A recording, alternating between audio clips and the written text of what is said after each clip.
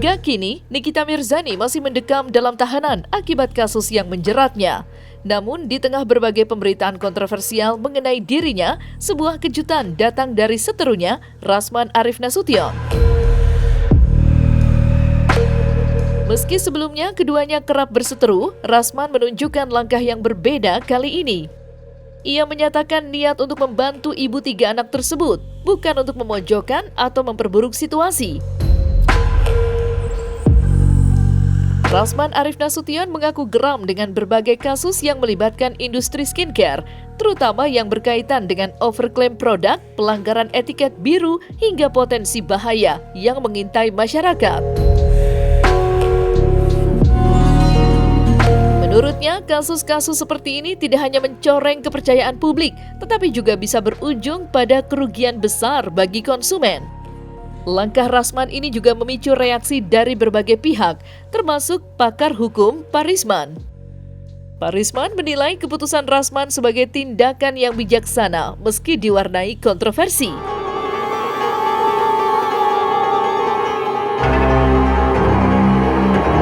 Secara profesionalisme atau sebagai seorang advokat, saya pikir harus dipikirkan secara baik-baik. Ketika yang bersangkutan sedang melaporkan saudara NM, terus kemudian mau membantu, ini menurut saya kurang relevan lah ya. Tapi itu menurut saya secara pribadi. Andaikan saya sebagai lawyernya, saya nggak akan melakukan itu. Karena di situ akan dipertaruhkan kredibilitas dan integritas saya sebagai lawyer. Gitu. Lah ya enggak dong, masa ya saya sedang menjadi pelapor untuk yang bersangkutan, satu sisi saya ingin mau membantu dia segala macam.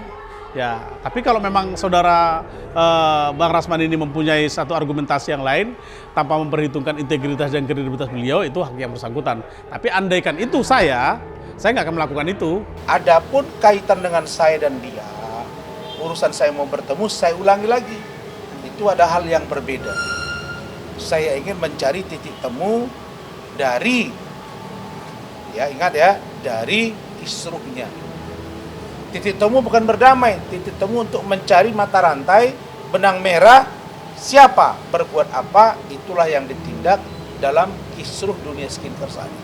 Kita sudah melihat selama ini ada persoalan hukum di antara mereka. Tentu kalau memang ada satu proses hukum yang saat ini sedang dilaporkan oleh saudara Rasman, ya nanti kita lihat aja perkembangannya seperti apa. Nanti sesuai dengan mekanisme saja, kan ada pelapor lain kan. Sejauh mana proses laporan yang dilakukan oleh pelapor lain dan tindak lanjut daripada proses hukumnya seperti apa?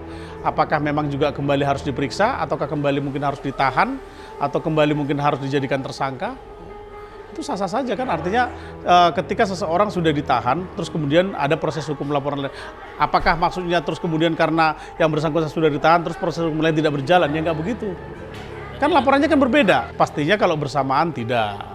Pasti kan akan di schedule untuk waktu yang berbeda sehingga memungkinkan untuk menjalani proses hukumnya secara bersamaan. Gitu. Tidak ada waktu yang bersamaan lah ya. Kasus mafia skincare yang menjerat Nikita Mirzani terus menjadi perbincangan hangat di kalangan netizen dan publik luas. Sejak penahanan Nikita pada 4 Maret lalu, berbagai kontroversi bermunculan. Salah satunya adalah soal penanganan kasus yang dinilai belum menunjukkan kejelasan hingga sampai saat ini. Sorotan terhadap kasus ini semakin tajam karena industri skincare sendiri merupakan sektor yang berkembang pesat, namun rawan penyalahgunaan. Munculnya dugaan overklaim, pelanggaran standar keamanan, hingga penjualan produk berbahaya menjadi isu utama yang menyeret nama Nikita Mirzani. Situasi ini tak hanya berdampak pada dirinya secara pribadi, tetapi juga menimbulkan kekhawatiran di kalangan masyarakat, terutama konsumen produk skincare. Parisman, seorang pakar hukum yang dikenal kritis terhadap isu-isu keadilan, menjadi salah satu tokoh yang angkat bicara soal ini. Lantas, seperti apa komentar Parisman menanggapi persoalan kasus ini? Dan benarkah pula Niki masih punya peluang untuk bebas?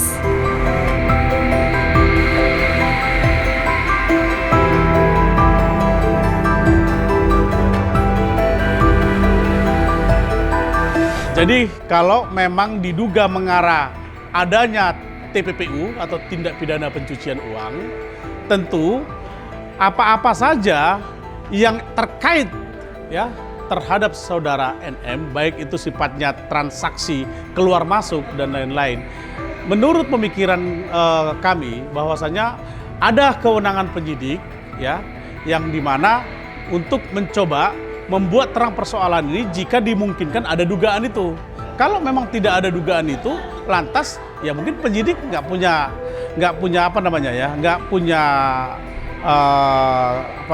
semacam pemikiran untuk membuka itu, ya saya pikir tidak mungkin. Pastinya penyidik sudah lebih tahu kalau memang ada persangkaan ke sana. Penyidik pastinya sudah memahami secara detail sebagai konsep kerangka untuk membuktikan tindak pidana pemerasan ini dilakukan sebab akibatkan oleh apa saja, ya. Di antaranya perangkatnya menggunakan apa. Terus kemudian selain perangkatnya menggunakan apa, siapa-siapa saja pihak terkait yang ikut serta di dalam melakukan tindak pemerasan tersebut.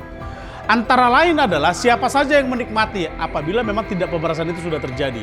Nah, ini adalah satu peristiwa atau satu rangkaian yang menjadi titik fokus daripada penyidik. Selain itu, kita dapat memahami bahwasanya pihak penyidik pasti sudah lebih profesional karena ini sudah pekerjaan daripada seorang penyidik untuk membuat terang sebuah tindak pidana atau perbuatan hukum yang dilakukan oleh setiap orang. Kalau misalnya uang sudah ditransfer, kita dapat melihat secara detail bahwasanya di dalam pemeriksaan pihak penyidik, uang ini ditransfer kemana dulu, kan begitu ya? Ditransfer dari mana dulu? Di situ kan ada satu proses, ada satu mekanisme yang sudah dilalui. Dan saya yakin pihak penyidik sudah dapat membuktikan itu.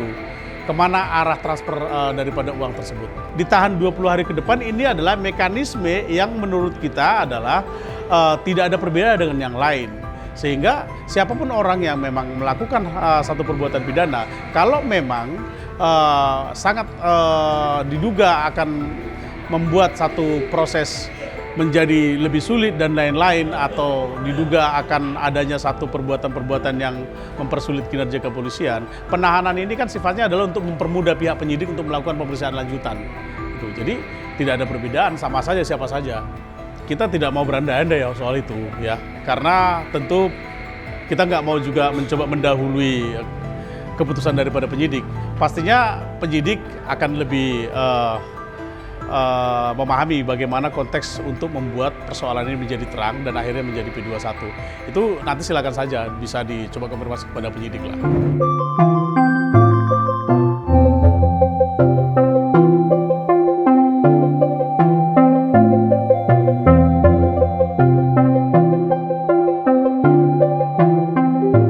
Selesai sudah Cumi Lovers, jangan lupa untuk like, subscribe, dan juga share channel YouTube Cumi Cumi.